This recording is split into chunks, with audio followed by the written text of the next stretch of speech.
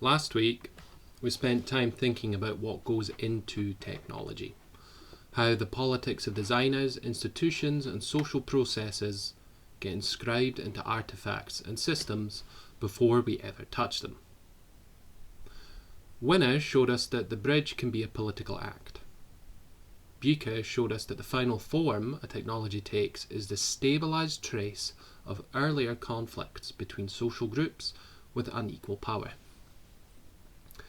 Bruno Latour showed us that technology is a way of making social arrangements durable, delegating obligations into objects that enforce them more reliably than signs, norms, or moral appeals can. And crucially, we saw that every design answers the assumed player question before any player arrives. The interface imagines a body, a history, and a set of competences. But there is a question those frameworks don't quite answer. What happens when you actually use the thing? When you sit down at a computer, pick up a controller, and start to play? This week shifts register from the politics of design to the phenomenology of use. The assumed player is the body the designer imagined. This week we meet the actual player, the body in the chair, and ask what happens when it meets the interface that was built with someone in mind. That's the question this week's readings take up, and the answer they arrive at, across Lahti, Bayliss, and Dovey and Kennedy, is more interesting and stranger than you might expect. It isn't just that technology affects you when you use it. It's that the boundary between you and technology becomes genuinely unclear during the act of use. You don't so much use the game as you become part of a circuit with it. So there's a particular fantasy about digital technology that goes back at least to William Gibson's novel Neuromancer and its coinage of the word cyberspace. Gibson imagined subjects who could jack directly into a global data network, leaving their bodies behind in what the novel's characters call meat, their word for the physical body, used with contempt. The fantasy is one of pure cognitive transcendence, consciousness liberated from the awkward, aching, limited thing it has to carry around. This fantasy has been enormously influential, and it shows up in early writing about the internet and virtual worlds.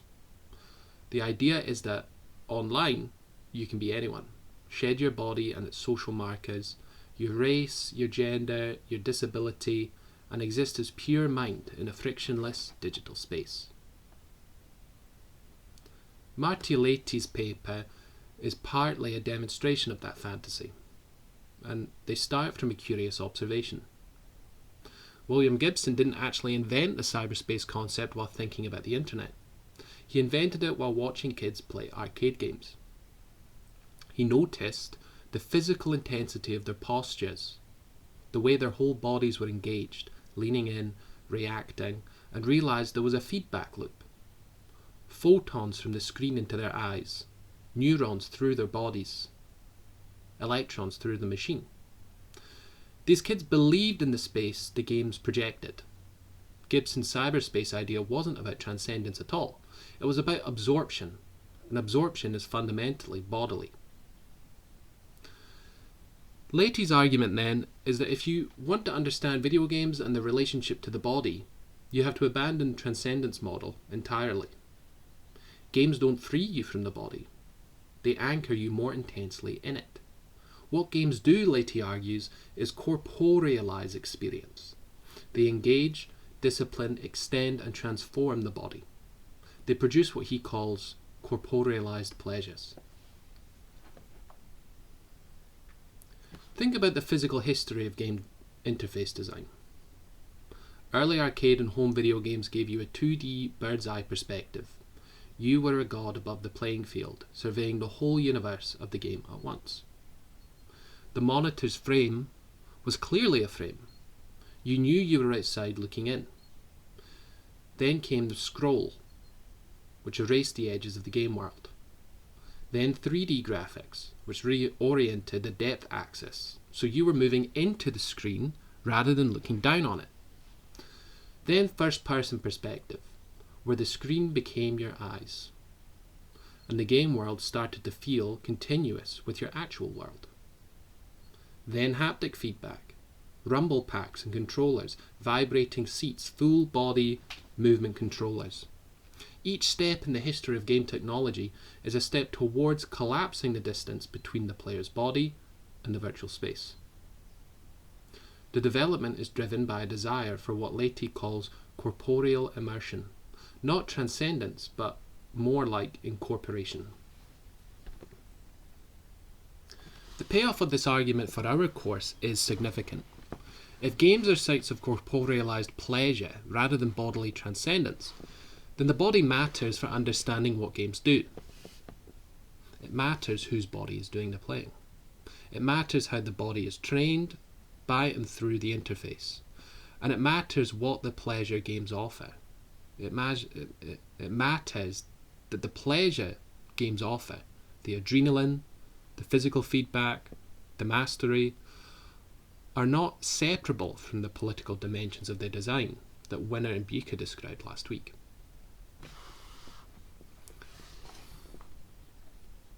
Dovey and Kennedy go further than Lahti into the conceptual territory opened up by Donna Haraway's famous Cyborg manifesto. Haraway wrote that by the late 20th century we are all chimeras, theorized and fabricated hybrids of machine and organism. In short, we are cyborgs. She meant this as a provocation, a challenge to the idea of a clean, bounded, coherent human subject standing separate from the technologies through which it acts. Dovey and Kennedy take this seriously as a description of what actually happens in gameplay. When you're playing a game and playing it well, really locked in, the kind of state where the controller disappears from your awareness and you're just in it, something philosophically interesting is happening. It's not accurate to say that you, the agent, are using the game as a tool, but it's equally inaccurate to say the game is running you. The player is not outside the game, directing it. The game is not outside the player, running them. What exists for the duration of gameplay is a feedback loop, a circuit of actions and responses in which information and energy flow continuously between the human and the machine, and in which agency is distributed across the whole circuit rather than residing in either component alone. That circuit, the player, the controller, the code, the avatar, is what Dovey and Kennedy call the cyborg player. This isn't metaphor. It's a literal description of the cybernetic structure of gameplay. The game can only proceed if the player acts. But the range and character of the player's possible actions, what moves can be made, what the avatar can do, what the world allows, are constrained and shaped by the code. These two things are fully interdependent. Take either one out, and the circuit breaks. Dovey and Kennedy are particularly good on the moment before fluency, the moment when you're trying to get into the loop and can't quite manage it yet. Think about picking up an unfamiliar controller. Nothing feels natural. The buttons aren't where your thumbs expect them. You look down at your hands, you're too slow, the game kills you. Everything that should be invisible is horribly visible. What you're experiencing is the machinery of the interface as alien. What the philosopher Martin Heidegger would call present at hand, meaning something you're consciously attending to because it isn't working smoothly. But then over time something shifts. You stop thinking about the controller. Your hands move. You're watching the screen, not your hands. You've internalized the control scheme. The controller has become ready to hand, invisible, absorbed into your bodily competence, an extension of your intention rather than an obstacle to it. At that point, the cybernetic circuit is fully formed. You're in the loop. Peter Baylis's paper offers a more granular model of this process. He argues that to understand gameplay as an embodied phenomenon, you have to think carefully about the interface, but with a much broader definition than usual. The interface isn't just the controller or the screen. It's the entire site of interaction between the player and the game. And Bayliss describes it as having 3 distinct layers that are always operating simultaneously. The material layer is the most obvious, the physical objects, controller, keyboard, mouse, screen, speakers. This is the layer you're most aware of when you're a novice, when the machinery is still present at hand. It engages what Bayliss calls functional interactivity, the raw mechanics of input and output. The software layer is where those physical inputs are translated into meaningful actions in the game world. Clicking a mouse button might mean shoot, select a unit, or open a menu, depending on context. The software layer is where the game communicates its rules and its conventions. Genre conventions live here. The reason a competent shooter player can pick up a new FPS and understand the interface almost immediately, while someone who has never played one before is utterly lost. And then there's the conceptual layer, which is the most abstract. The player's working model of the game's underlying logic. The rules aren't explained, but that you learn through play. The rationale behind the game world works, the possibilities you've discovered. The player's working model of the game's underlying logic, the rules that aren't explained, but that you can learn through play. The rationale behind the game, the rationale behind how the game world works. The possibilities you've discovered.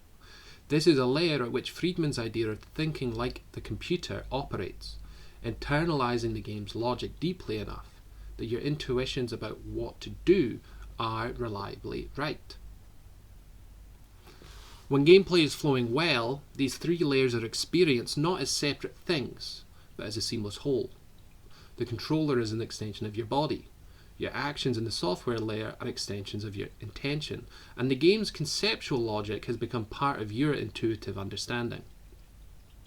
Bayliss follows Heidegger and Durisch in describing this as the move from present at hand to ready at hand.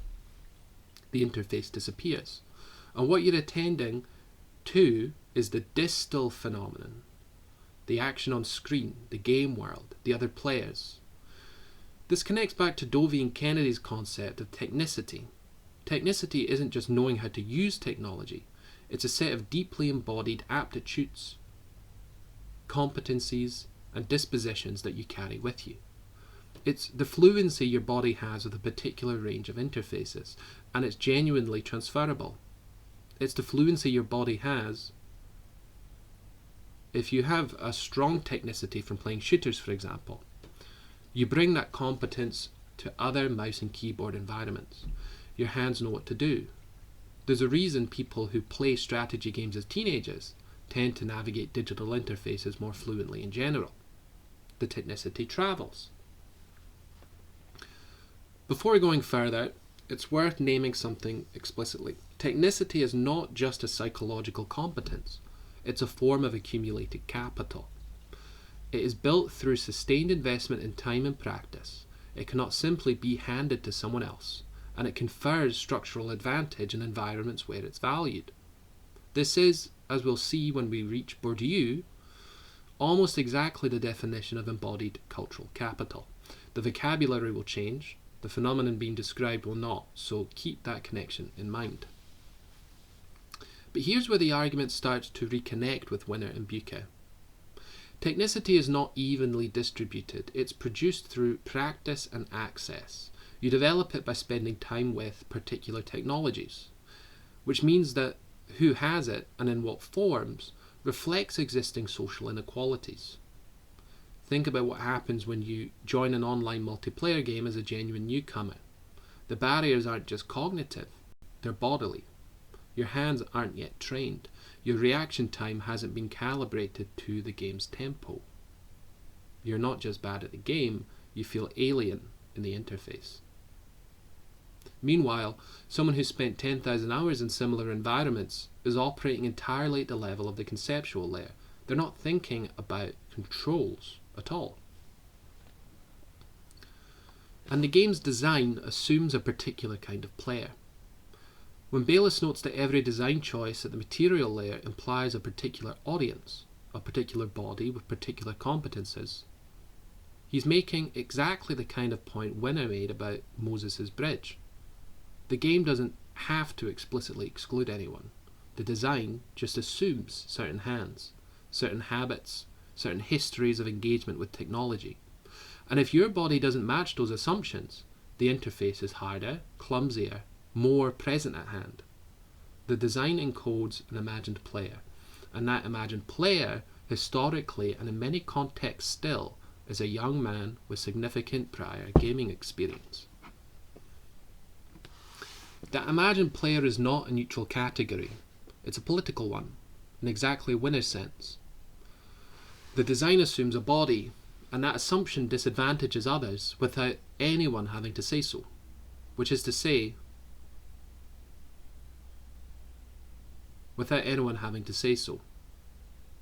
Over the next 2 weeks, we're going to ask who gets excluded and on what structural terms, which is to say, we're going to ask the assumed player question about specific demographics, specific histories, specific communities arriving at interfaces that were not built for them. Lahti's final phrase is worth holding on to. We may be toying with the body when we play, but we remain flesh as we become machines. It captures the double movement that all three readings this week are describing. On one hand, gameplay involves a real transformation. You become part of a circuit. Your bodily competencies are reshaped. Your sense of spatial presence migrates into a virtual space. Your emotional responses are triggered by events happening to a pixelated avatar. Something genuinely new is produced in that encounter between the body and the machine. On the other hand, you never stop being a body. The carpal tunnel syndrome is real. The sweating palms are real. The adrenaline is real. The social history that shaped your technicity is real. The political economy that designed the interface you're using is real. The body that sits in the chair, its gender, its race, its history with technology is not left behind when the circuit forms, it's brought into the loop. This is why the Cyborgian framing is analytically useful and not just a compelling metaphor. It resists both poles of a false choice, the fantasy of transcendence, that you leave your body behind, and the naive alternative, you're just a person using a tool. What you are for the duration of gameplay is something that exceeds both of those poles. A temporary assemblage of flesh, plastic, code and habit that produces experience neither the body nor the machine could generate alone. And that assemblage is built on infrastructure. It runs on platforms. It happens through interfaces designed by people, for people, according to assumptions about who players are and what their bodies can do. All the questions Winner and Buecher asked about design, politics and stabilization apply here. But now they apply not to a bridge or a nuclear reactor, but to the very structure of experience through which players encounter virtual social worlds. The boundary question is also in play here, in a way that might not be immediately obvious. The cyborg player is a dissolution of the boundary between self and machine. The interface that was present at hand becomes ready to hand. The game world starts to feel continuous with the physical one, and something genuinely new emerges at the junction. But the body that enters that circuit carries everything that has happened outside the game. Its history, its habituations, its social position, its technicity. The circuit closes, and in closing, it does not seal the game off from the rest of life. It brings the rest of life with it. That is the insight that the next 2 weeks will develop. You cannot leave yourself at the door. So keep that in mind as you go into this week's gaming and discussion post. Notice the moments when the interface becomes present at hand, when it stops disappearing and starts to intrude. Notice who the design assumes you are, and notice the embodied pleasures when the circuit closes and you're in the loop.